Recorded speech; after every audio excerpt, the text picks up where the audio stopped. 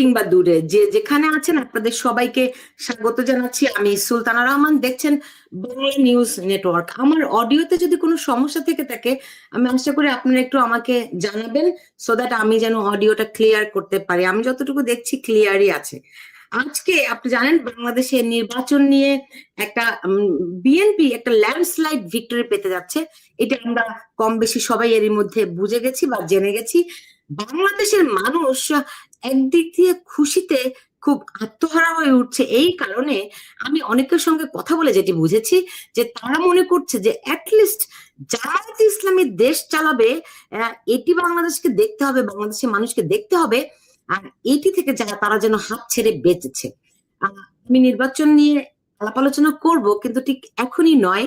আজকে আমি আমার আয়োজনটি সাজিয়েছি এমন একজন মানুষকে নিয়ে যিনি বাংলাদেশের জন্মের সঙ্গে সম্পর্কিত। তিনি একজন আমেরিকান এবং তিনি আমেরিকার একজন ডিপ্লোম্যাট এবং গভর্নমেন্ট অফিসিয়াল, যারা কংগ্রেসের উচ্চ পদে কর্মরত থাকেন, সরকারি আমলাও আপনি বলতে পারেন।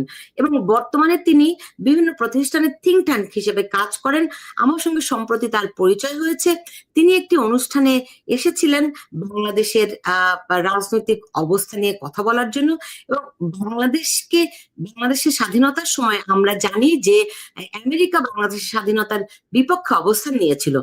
সেই সময় যে অল্প কিছু আমেরিকান বাংলাদেশের হয়ে কাজ করেছিল, আমেরিকান গভর্নমেন্টকে বোঝানোর চেষ্টা করেছিল, সেরকম একজন মানুষকে আমি আজকে অতিথি নিয়ে এসেছি। সেই 55 বছর ধরে তিনি বাংলাদেশকে ফলো করেন, বাংলাদেশের সেই যাত্রা বা জন্ম থেকে শুরু করে আজ পর্যন্ত, আজকে এমনকি আজকে যে নির্বাচনের দিনটিতেও তিনি বাংলাদেশের এই নির্বাচনী ফলাফল যেমন পর্যালোচনা করেছেন, এর আগের ঘটনাক্রম তিনি দেখেছেন।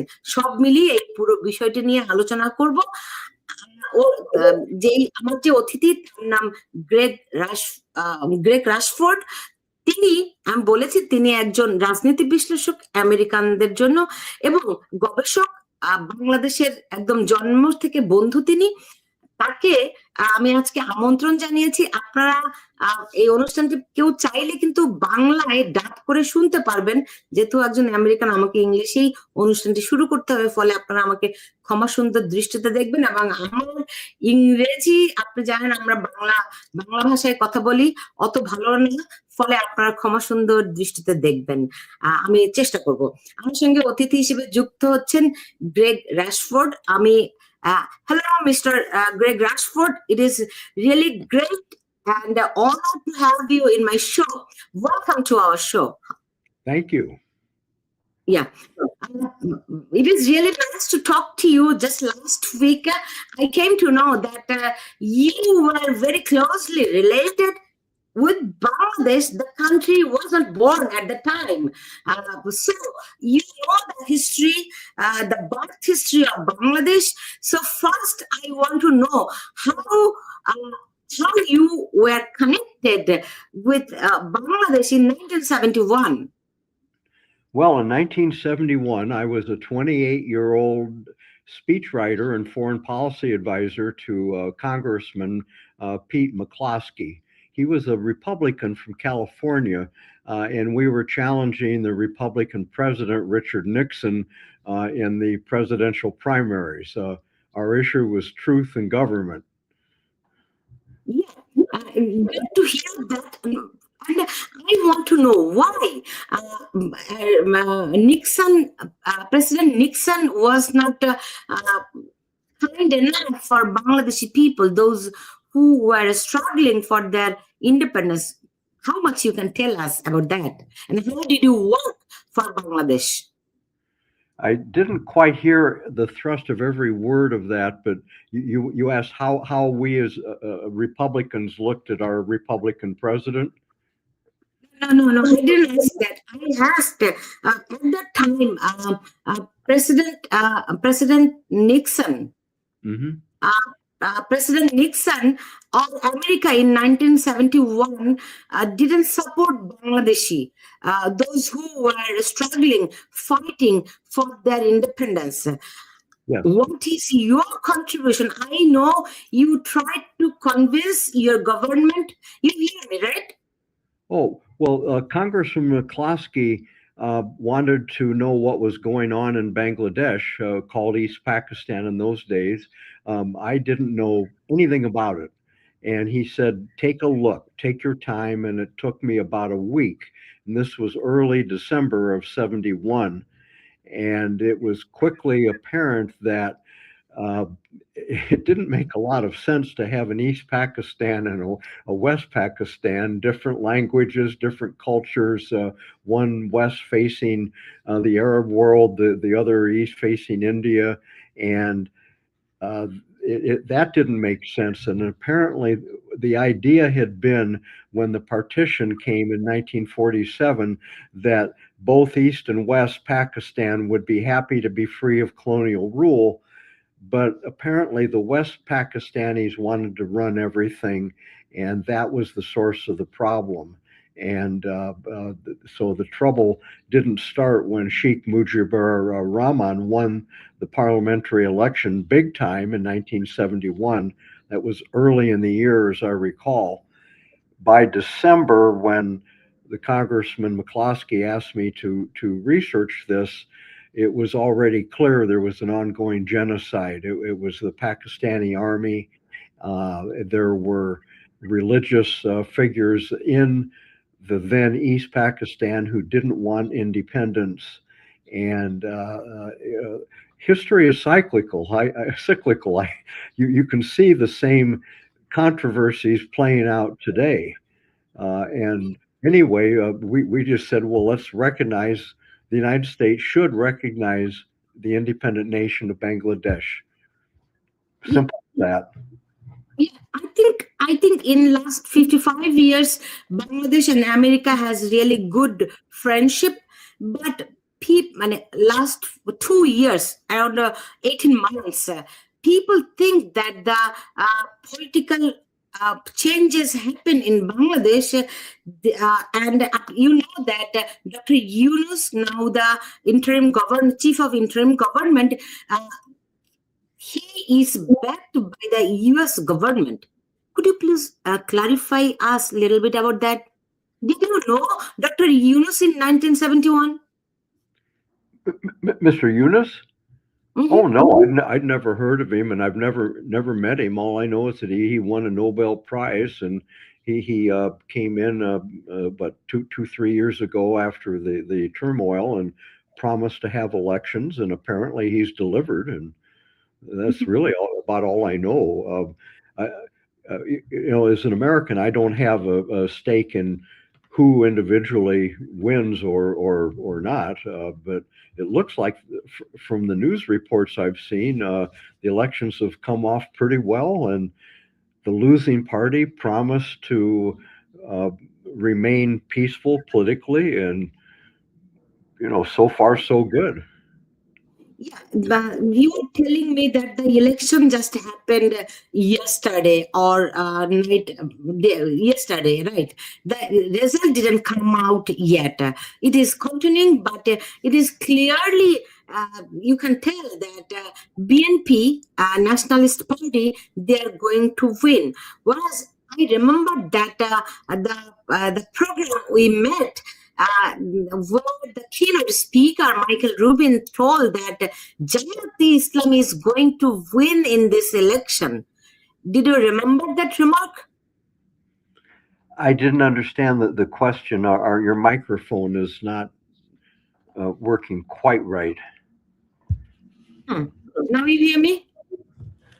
I hear you, yes. Okay. Now you hear me, right? I'm sorry. Okay. I'm trying. Somehow microphone is disturbing. I'm sorry for that, but I'm trying as best as I can. You remember that the program we met where analyst Michael Rubin, he told that Jamaat-e-Islam is going to win this election, and Jamaat-e-Islam is a terrorist organization. He clearly said that, right? He said that, yes. I was there. I heard him. Yeah. So what from this election, The Jamaat Islami didn't win. They didn't win. Even they didn't never. I mean, they are not even closest to the winning party. So, do you think Bangladeshi people rejected them?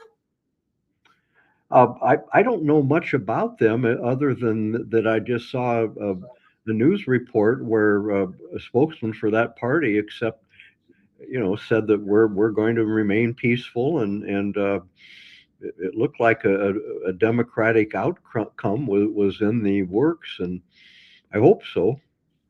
I wish them all well. Yeah, there's an allegation that America support that Islam, that Jamaat Islami. People from Bangladesh widely believe that the Jamaat Islami became so powerful in Bangladesh that the USA was behind them. Do you think it is? Can you explain this allegation? Did you ask if America supported this party? I don't think so, but I don't know. I wouldn't expect it. I don't think we supported. I mean, it's not our business to interfere in the choice of the Bangladesh people. It looks like everything went well, and the worst fears weren't realized, and I hope that remains so. Okay, yeah, I got you. Yeah, definitely. In terms of diplomacy, it is not. It is no one expect that one country will interfere another country, but it is at least that deep state is engaged there. The deep state? Yes. In whose country? I don't understand. Deep state from America. Oh no. I don't believe that at all. There's no deep state. No. We have experienced professional diplomats and intelligence officers who are sometimes confused with the deep state by certain conspiracy theorists. I don't think it works that way. I mean, if there are suspicions that the United States interfered in the election, I would that would be a shock to me. It is alleged that there are in many countries there were cover revelation that is interfered or engineered by USA. It is alleged sometimes. Well, as far as I know, from the last several years, the United States has helped with foreign aid. I remember when I worked in the Congress that we wanted to have rice sent to Bangladesh. We wanted to be helpful, but any success Bangladesh has had is up thanks to the Bangladesh people. I'm very happy. It didn't turn out to be the basket case that Henry Kissinger had predicted, and I'm not surprised because these are smart people.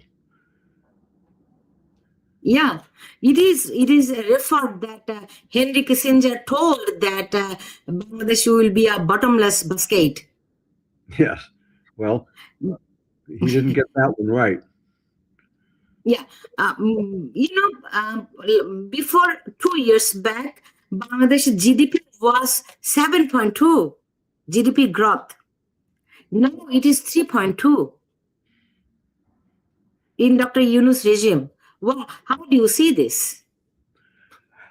I don't know the sources of the economic uncertainty, but there's a global uncertainty generally, and there are good times and not so good times, and I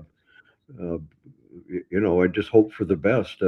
I have read that there are a lot of very young students who have worked for democracy who are having difficulties finding jobs these days. I wish them well. Yeah. So the election, what do you think? It is. I mean, there were some Islamic leaders who participated in the election. They defeated. What do you think? Well, elections have winners and losers, and then there are elections later on. Yeah, I don't, it doesn't bother me. The bottom line, was the election peaceful and fair or not? And the indications from the early press reports, people on the ground, are encouraging. yeah. Do you think the major political parties, especially the secular political parties, were ousted from this election? They were banned. Then how election can be free and fair? I'm not the authority on that. I realized that there was some violence, considerable violence, that led to the banning, and I don't know who those people voted for, but I'm not an authority either way. But everybody will have a chance to participate in a legitimate government now. So Yeah, in general, suppose in America, there are two participate, Republican Party and Democratic Party, right? So if one party is banned participating from the election, can you tell them free, fair election? I don't think the situation would be the same, would it? We haven't had that violence, and you know, we've got two parties. We're running. The winner will be accepted. Even in 2020, when President Trump lost, claimed he won, but he stepped aside peacefully anyway, and he complained, and he's still complaining. But our democracy, we're still a democracy, and I can't really compare Bangladesh's democracy to ours. It just looks like you had fair elections now, and I hope so, and wish you well. Yeah. Do you support ban of a political party? I don't support either political party. I'm an analyst. After I left the Congress staff, I was a journalist for a number of years, and nonpartisan. I mean, how do you analyze if a major political party is banned in a country? I don't know. I'd have to know why they were banned, what they did, and when they will be brought back into the political system. I can't really. I don't know enough to make a comment on what happened to the Awami Party in the last several years, and I just don't know. Hmm. Still, you work. I mean, you observe the growth and rise of Bangladesh, right? What do you see a future of Bangladesh? Well, Bangladesh apparently has been an economic success story. I worry about the effects of climate change, and the bottom line is, I think a lot of the Bangladeshi who first educated me back 55 years ago. It was AMA Muheeth, who was my contact here. He talked to those of us in the Congress. He was a fine man. He was a Muslim, but he was a Democrat, meaning for democracy first. He was honest, and I see. When I run across Bangladesh people these days, I see the same integrity and intelligence in their eyes, and I have confidence for Bangladesh. Yeah, Mr. Mohit was a finance minister in Bangladesh. Yes. Yeah, but 3 times finance minister. Oop, I didn't get. 3 times finance minister. Finance Mr. Mohit was, finance minister. Yeah. So, what do you expect the government, next government in Bangladesh? Well, it'll be a democratically elected government and good. And let's get on with the business of increasing trade and, good ties. Yeah. So, I mean, 55 years and now, the country has lots of ups and downs, things. You know that the leader, Sheikh Mujib Bangabandhu, we call Bangabandhu Sheikh Mujibur Rahman, he was murdered with full family. Then there were army rule in Bangladesh. So many things happened in Bangladesh. Still, so many things are happening. So how you can be part of Bangladeshi people, part of their growth, part of their future? Well, Sheikh Mujibur Rahman was murdered by the army in 1975, and look, terrible things happen, and life goes on. We had a civil war that tore our country apart, and we healed, and it looks like Bangladesh is doing more healing than not. I'm an optimist. Mm-hmm, mm-hmm. So I believe that you will follow Bangladesh more and more, and in future I will be happy to connect you in my show again and again. Well, I'd love to. I'll follow it more closely. I mean, you have a wonderful opportunity for a new beginning here, and take it. Yeah, and so. Bangladeshi people in America, they are doing fantastic. Do you observe them? Do you observe their growth here in Bangladesh, in America? I didn't quite. Your microphone isn't working that well. Yeah. Everyone, my audience, they are also complaining that microphone is not. I don't know how to fix it. I told, in America, Bangladeshi community is the fastest growing community. So, good. Welcome. Yeah. So as an immigrant community, I mean, how you observe the growth of Bangladeshi people in America? You were referring to the number of Bangladeshi people who live here in America? Yes. My view is America has always been a melting pot, and we welcome people from all over the world. I love a multicultural society. I participate in it and welcome. And I know that there are a lot of issues with current crackdown on immigration, and I regret that, because the Bangladeshis I've seen contribute to both countries, and I mean that. Yeah. Mr. Greg Rashford, thank you so much for joining with me in my show, Bangla News Network. Thank you so much. Thank you too. Thank you. Take care.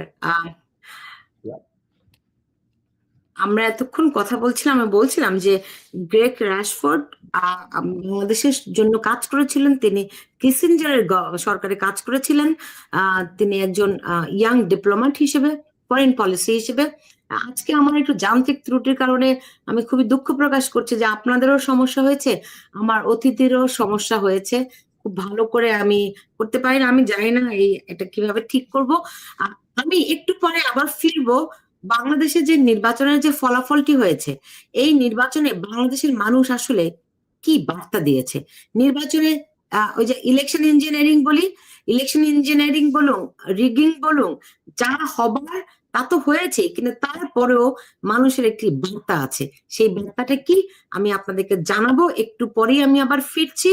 আপনারা যে যেখানে আছেন ভালো থাকুন, এবং আমার সাউন্ডের অসুবিধা হওয়ার জন্য আমি খুবই দুঃখ প্রকাশ করছি। আপনাদের জন্য অনেক অনেক শুভকামনা।